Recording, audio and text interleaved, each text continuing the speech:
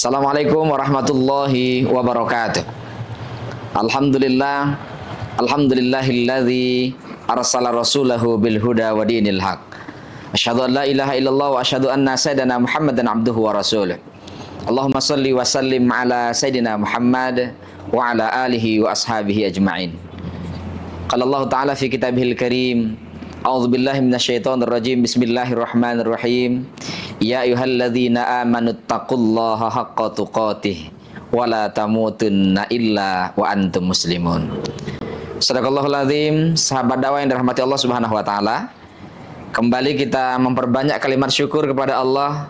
Allah menganugerahkan kita semua dalam kondisi berbahagia, kondisi nyaman.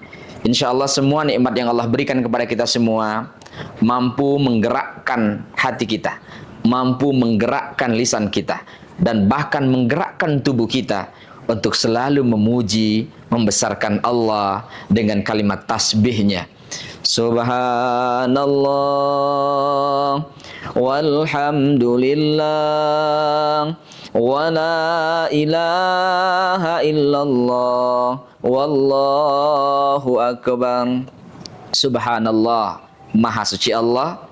Kita sucikan Allah sebesar-besarnya, kita sucikan Allah sebenar-benarnya, maka Allah akan mensucikan hambanya. Allah akan menghapuskan semua kesalahan kita semua, sehingga kita kembali kepada fitri. Insya Allah kita akan menjadi hamba yang penuh dengan kesucian. Alhamdulillah, siapa yang memuji Allah dengan segala kebesarannya, segala pujian terbaik bagi Allah, maka Allah akan memuji dan membanggakan kita semua sebagai seorang hamba.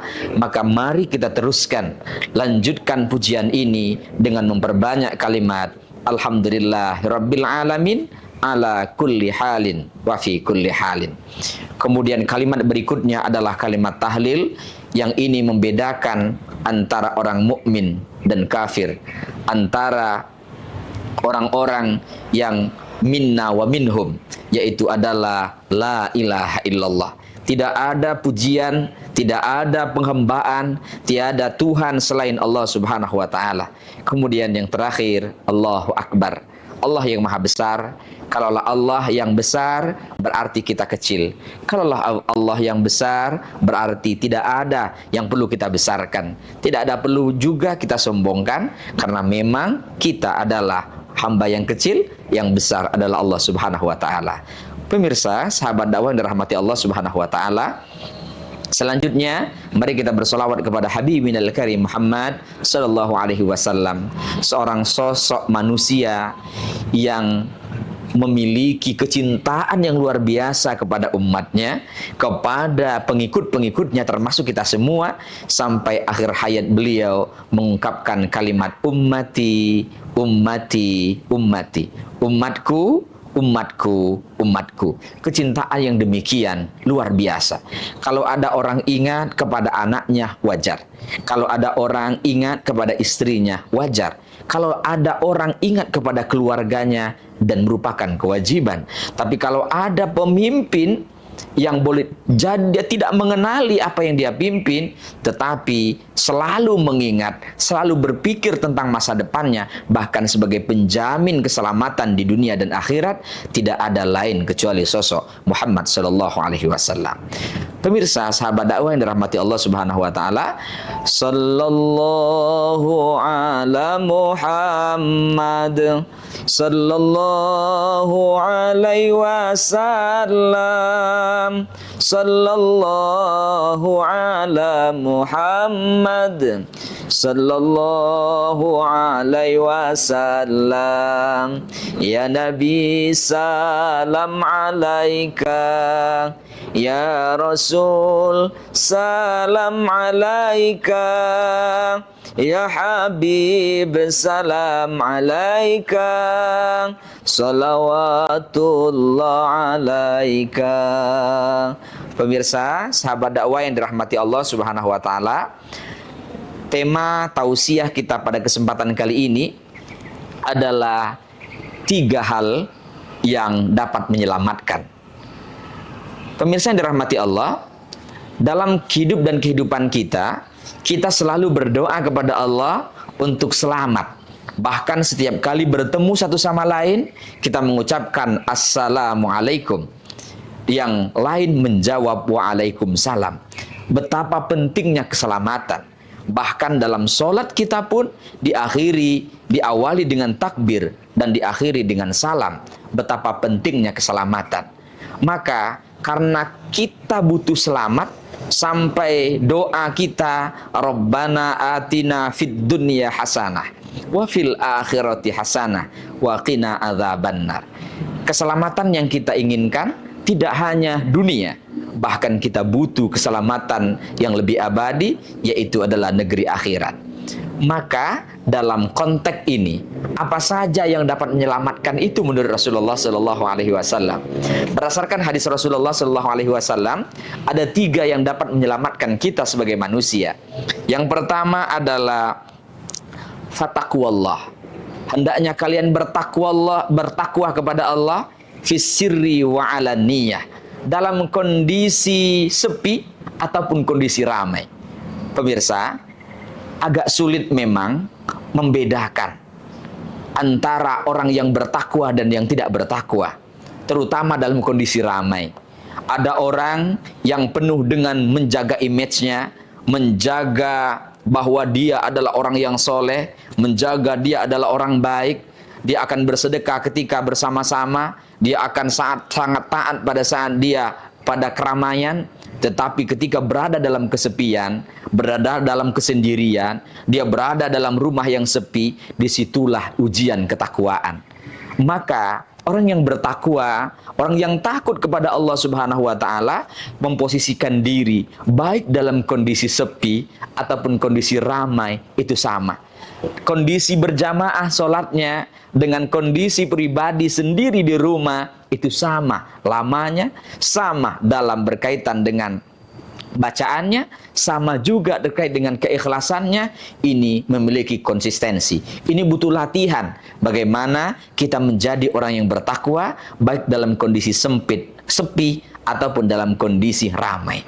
Pemirsa yang dirahmati Allah Subhanahu wa Ta'ala, kalau kondisi ramai bisa orang memanipulasi diri, tapi dalam kondisi sepi tidak ada orang yang melihat, hanya dia berkata, Allah yang melihatku, Allah yang maha tahu tentang aku. Maka ini menjadi penting bagi kita sebagai generasi penerus bangsa, sebagai generasi penerus agama, untuk menjaga ketakwaan. Ketakwaan hahuna, takwa itu adalah di hati kita. Ketakwaan itu adalah yang berada dalam keyakinan kita, tidak hanya diucapkan dengan lidah, diyakini oleh hati dan dilakukan aktivitas perbuatan. Pemirsa yang dirahmati Allah Subhanahu wa Ta'ala, kemudian yang ketiga, wal qauli bil haqqi fir ridha wasukhti. Jadi yang pertama adalah bagaimana kita belajar menjaga ketakwaan dalam kondisi sepi atau ramai. Yang kedua, kita akan selamat ketika lisan ini. Wal qauli, hendaklah kalian berkata, dan berkatalah dengan kebenaran. Berkatalah yang baik, berkatalah yang adil. Kenapa? Baik dalam kondisi ridho, dalam kondisi kita nyaman, rela, atau kondisi marah. Yang agak sulit adalah kondisi marah. Kalau kondisi nyaman, kondisi tenang, itu semua orang hampir mampu mengendalikan kata-katanya. Tetapi ada yang paling sulit, kondisi marah. Semua jenis kebun binatang itu akan dia ucapkan. Semua jenis setan akan dia ungkapkan. Bahkan semua jenis ketidakbaikan selalu muncul dari mulutnya. Kenapa? Karena kondisi marah. Maka tentu yang kedua akan kita selamat dengan lisan kita. Mari kita jaga lisan ini. Kalau hari ini kita kontekstualisasikan pemirsa, itu dengan handphone misalnya, yang harus kita jaga adalah status kita. Yang harus kita jaga adalah komentar kita, like, share, and comment misalnya, karena itu akan berpengaruh. Apa yang Anda tulis hari ini dan itu sifatnya abadi. Walaupun kita hapus misalnya di media sosial itu, ternyata masih bisa dipulihkan dan itu sebenarnya tidak hilang. apalagi di hadapan Allah Subhanahu wa taala.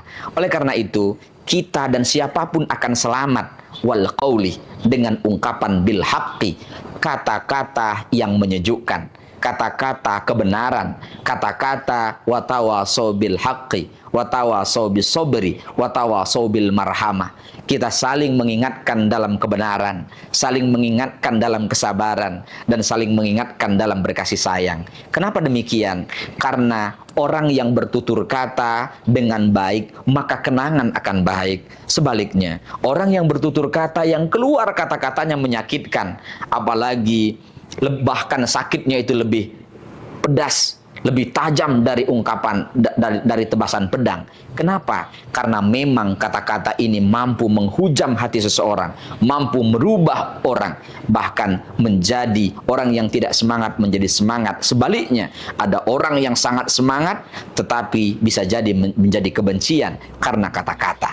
Pemirsa, sahabat dakwah yang dirahmati Allah Subhanahu wa taala, yang ketiga adalah wal qasdu fil ghina wal fakri. Bagaimana kita mampu bersikap sederhana dalam kondisi kaya ataupun kondisi miskin. Pemirsa yang dirahmati Allah Subhanahu wa taala, sederhana itu tidak miskin, sederhana itu tidak juga berlebihan. Sederhana itu adalah sikap orang tawadhu, sikap orang yang apa adanya. Dia tidak mau berlebihan, dia tidak juga menyulitkan, tidak ekstrim ke kanan, tidak ekstrim ke kiri, dalam kondisi ada ataupun kondisi tidak ada. Orang bisa sederhana dalam kondisi miskin, iya, karena boleh jadi karena memang itulah yang ada. Tapi tidak semua orang mampu bersikap sederhana dalam kondisi kaya. Kalau kondisi miskin, semua orang bisa melakukan aktivitas sederhana.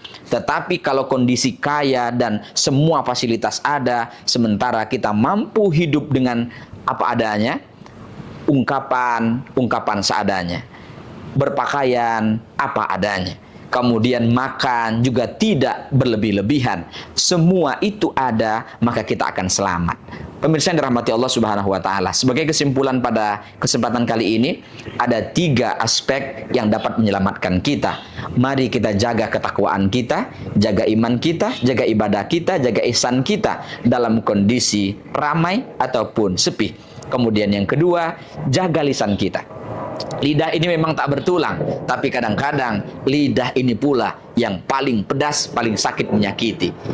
Dan lidah ini boleh jadi konteks hari ini adalah ketikan jari kita, Twitter kita, Instagram kita, TikTok kita, dan begitu seterusnya. Kemudian yang terakhir, bagaimana kita bisa bersikap dan hidup sederhana dalam kondisi apapun. Mudah-mudahan Allah merahmati kita semua. Insya Allah kita akan selamat dengan 3 perkara ini. Demikian yang dapat kita sampaikan pada kesempatan kali ini. Terima kasih atas segala perhatian. Mohon maaf atas segala kekurangan. Wallahul muwaffiq ila aqwamit thoriq. Wassalamualaikum warahmatullahi wabarakatuh.